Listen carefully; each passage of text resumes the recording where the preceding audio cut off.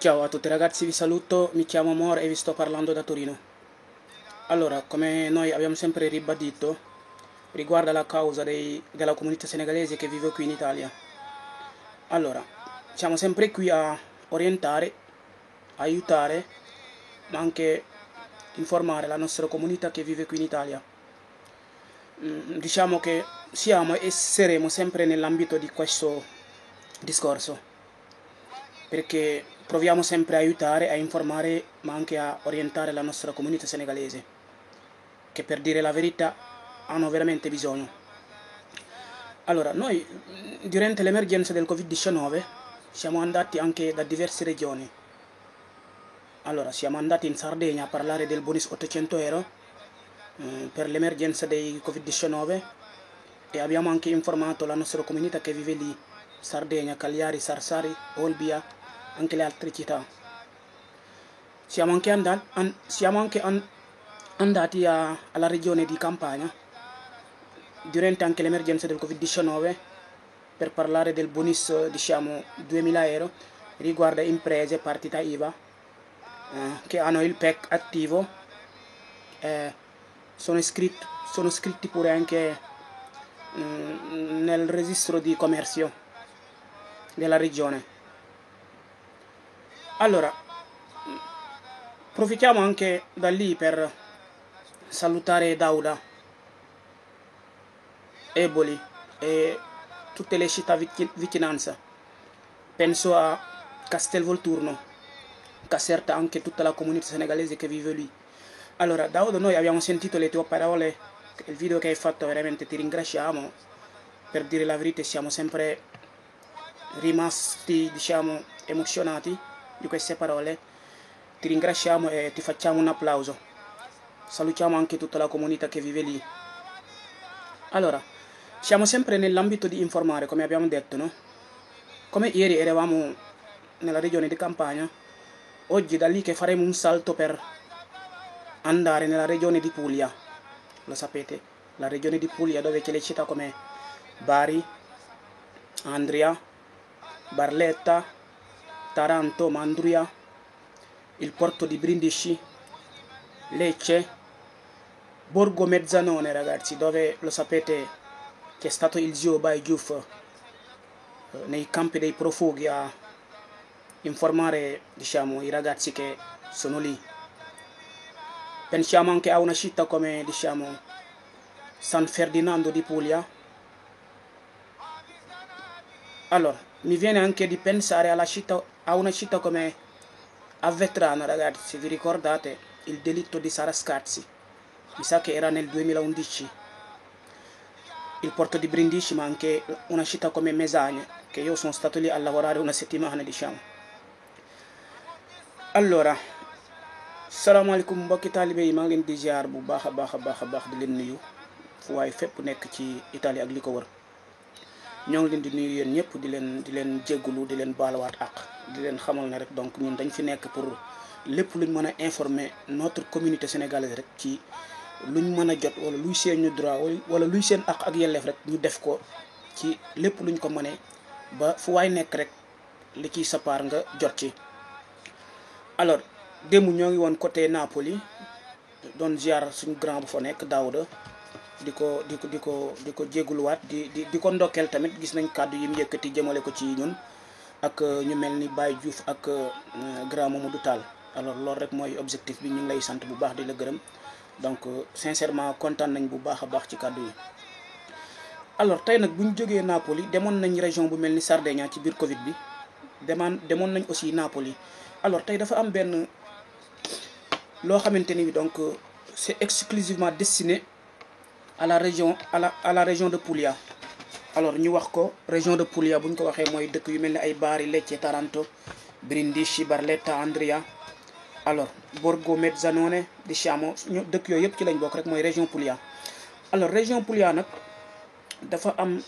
budget boo xamante ni bi donc dañ ko fa voté tudde ko Reddito di Dignità, RED. alors ñu fàttali ne ku ñuy wooyee Michele Emiliano moom mooy donc gouverneur région Puglia jamono ji ñuy wax ak yéen. moom donc ak le conseil régional et tout donc waxtaan nañ ba déggoo ci benn budget bu toll ci 31 millions d'euros pour dimbalee ko famille yi nga xamante ni bi maanaam jamonoy Covid-19 bi laal na leen wala donc am nañ ay problèmes familiers wala donc am nañ ay problèmes économiques. budget boobu voté nañ ko pour donc la région de Poulia pour war leen koo dimbalee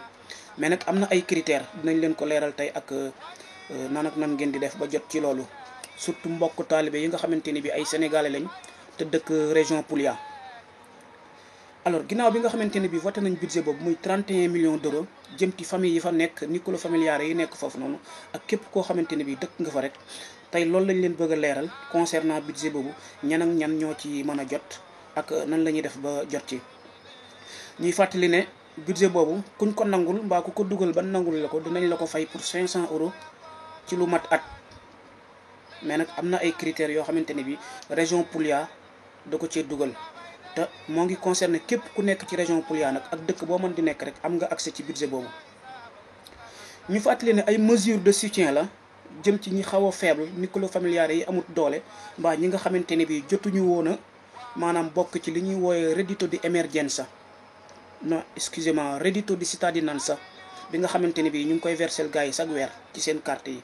alors concerné na képp koo xamante ne bi famille bu nekkoon foofu rek wala képp koo xamante ni da nga koo dugaloon ñu rejeté la wala jotoo ko woon a am rek mën ngaa dugal ci li ñuy wooye reddito di dignità foofu fépp foo mën a nekk ci Poulia te buñ la ko accepté lee dinañ la ko fay 500 euros lay doon pour at. ok ñu leeral ne loolu ba tey am na benn plan boo xamante ne bi d'inscription bu région bi teg. alors loolu li ci njëkk mooy ci biir territoire Poulia ak région yi ak fépp waaye nekk rek te dëkk fa. alors percorso bi ñu lay njëkk infliger mooy bu fekkee jeune nga ndaw nga te am nga kàttan pour liggéey alors dinañ la jiima insérer ci biir donc structure yu nekk ci biir dëkk bi moo xam commune bi la wala lu mu mën di doon pour ab liggéey boo xamante ne bi maanaam dina toll ci 62 heures ci weer bi. donc il faut loolu nga signé nangu ko moo xam boo fa nekkee rek critère bi loolu da ciy bokk. alors leneen liñ ci dolli mooy ci biir loolu ngay signé pour nangu ne disponible nga pour liggéey 72 heures yooyu. alors je pense laaj nañ ci profession maanaam enquête boo amul profession rek te amal njariñ commune bi moo xam jëm ci wàllu entretien jardin yi wala donc décor communal yi wala yeneen liggéey yoo xamante ne bi mën na am collaboration avec lu ñuy woowe la protection civile wala donc jëm ci wàllu ba tey liggéeyu sanitaire jàppale nit ñi dimbale leen ci wàllu émergence Covid-19 bi nga xamante ne ba tey donc moo ngi en cours. alors ñu ne per chi ne beneficierà è richiesto di parte un tironcino. ok alors fii dañ ne maanaam tey jii parce que ñi ngi ko àpp ci képp koo xamante ne bi rek am nga résidence territoire bu nekk ci biir Poulia. alors nga am fa résidence boo xamante ne bi mat na at te nga am li commencé 18 ans ba 67 ans bokk nga ci. donc buñ ci waxee parcours come tirocinio maanaam kon képp ku am 18 ans rek jëm kaw alors tam bañ a egg atu majeur bu lay permettre nga def beneen liggéey tironcino mën nañ la insérer ci donc azienda communale yi nekk foofu ci dëkk bi moo xam dita la wala donc service bu fa nekk rek pour nga dimbale leen ci liggéey bi ay parcours diciamo lavorativo yoo fay def tironcino ci loo xamante ni bi donc da nga fay nekk comme genre liggéeykat bu ko defee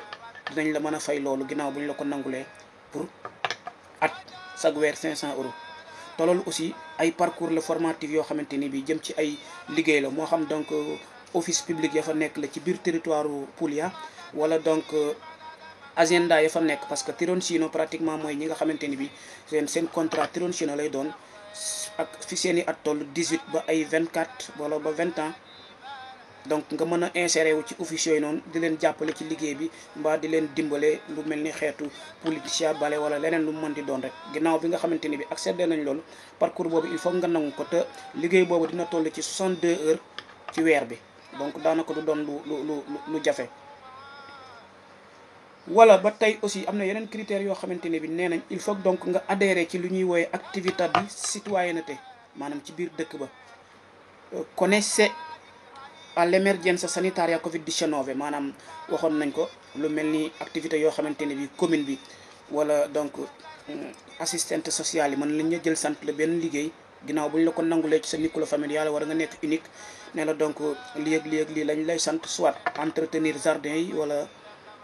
donc territoire bi wala liggéey yooyu def ci biir commune bi bale wala donc nettoyer plage yi alors loolu lépp dinañ la ko sant pour bu fekkee mën nga koo def nga def ko ci boo amul liggéey te loolu ñu lay jox mooy 500 euros par weer ba mat at ginnaaw boo defee demande bi ñu nangul la ko. alors ñu wax ne ba tey mën nañ la insérer ci service de proximité une collaborazione con gli enti operativi comunali. alors ba tey mën nañ la insérer ci ay activités yoo xamante ni bi activités yu commune bi géré la moo xam ay liggéey wala ay entretien yu commune bi def ci biir dëkk bi donc pour nga dem it dimbala leen ci liggéey boobu moo xam ci biir dëkk bi la lépp rek lu xeetu liggéey bu commune yor ci biir dëkk bi mën nañ la cee insérer ginnaaw bi ñu la nangulee activité boobu noonu pour di la ko fay. alors nga leen ciy jàppale ci liggéey bi bu ko defee ngay am loolu par weer ba mu mat at. alors loolu li ci gën a bokk mooy ay actività di polizia, di spiagge, diciamo, decoro urbano e manutenzione. alors boo doonee jeune am kàttan nekk fa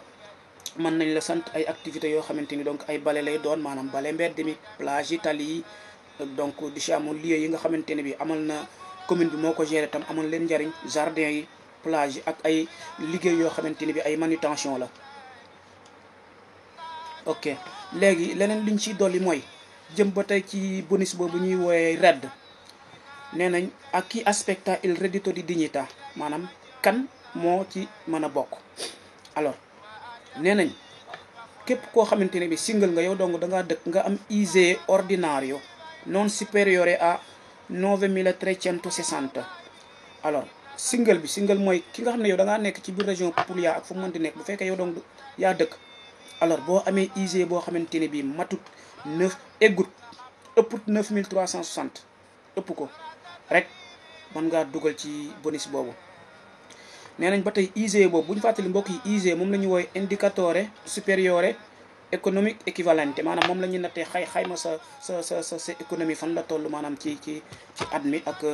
maanaam ci jamono bi nga xamante ne bi yaa ngi laaj benn demande sa am jëm ci économie fan la toll. nee nañ ba tey ci ISEE boobu ñuy laaj nit ki pour dugal loolu ISEE boobu mbokk yi bu fekkente ne bii famille la boo xamante ni bi dafa am ñetti mineur ci biir famille bi alors ISEE boobu kat dinañ ko alargaare ba mu dem ba 20 000 non supérieur à 20 000.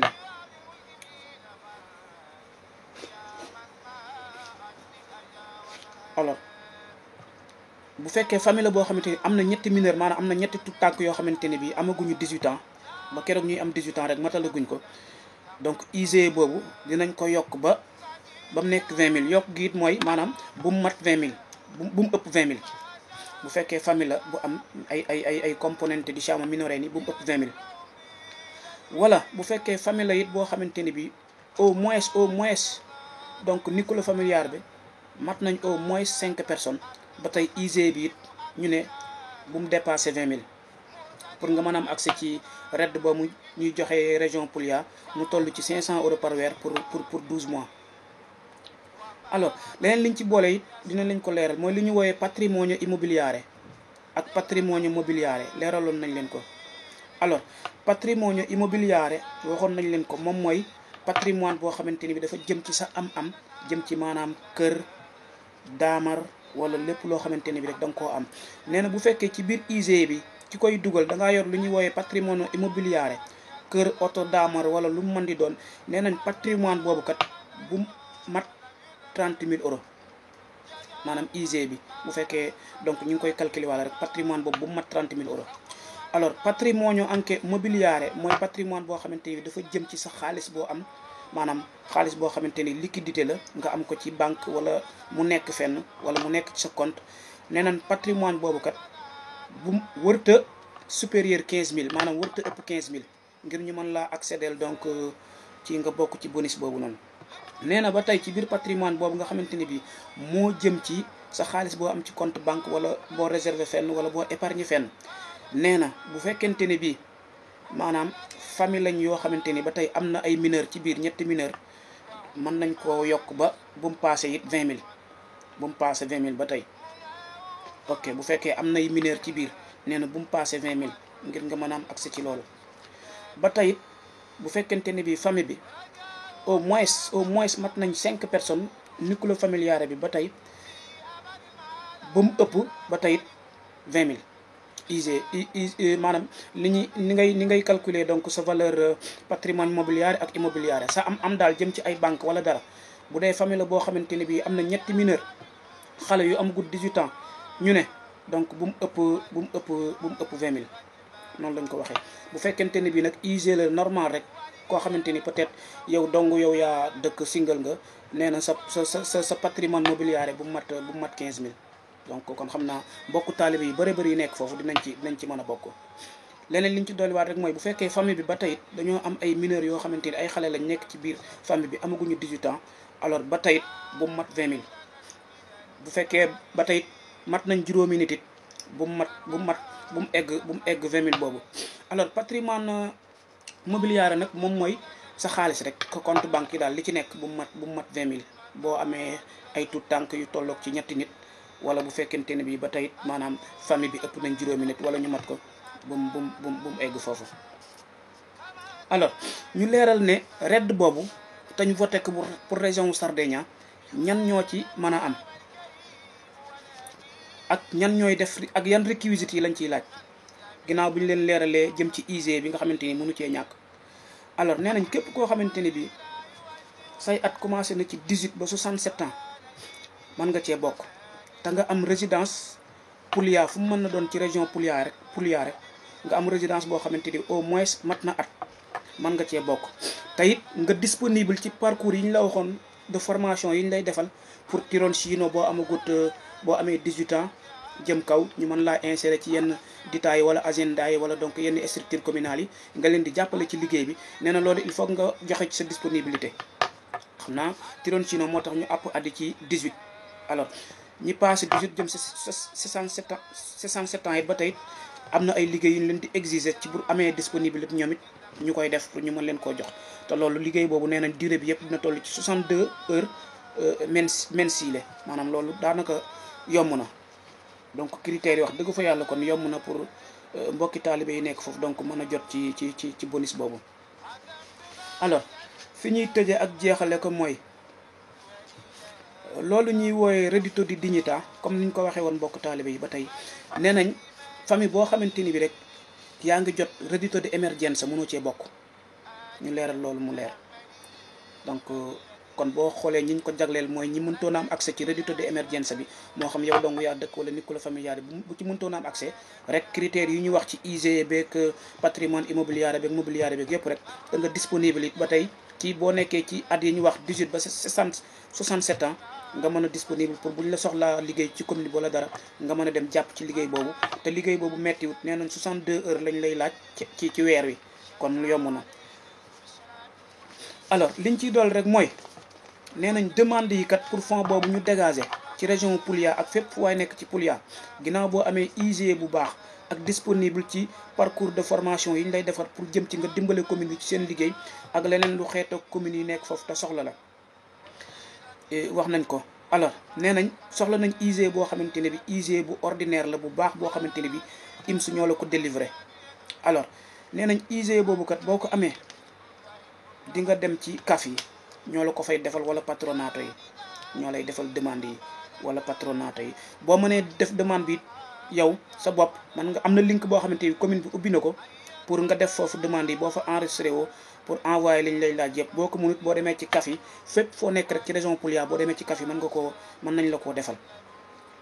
donc biir région Poulia ak fu waay nekk rek ci biir région bi dinañ fa ubbi li ñuy woowee donc portale régionale de la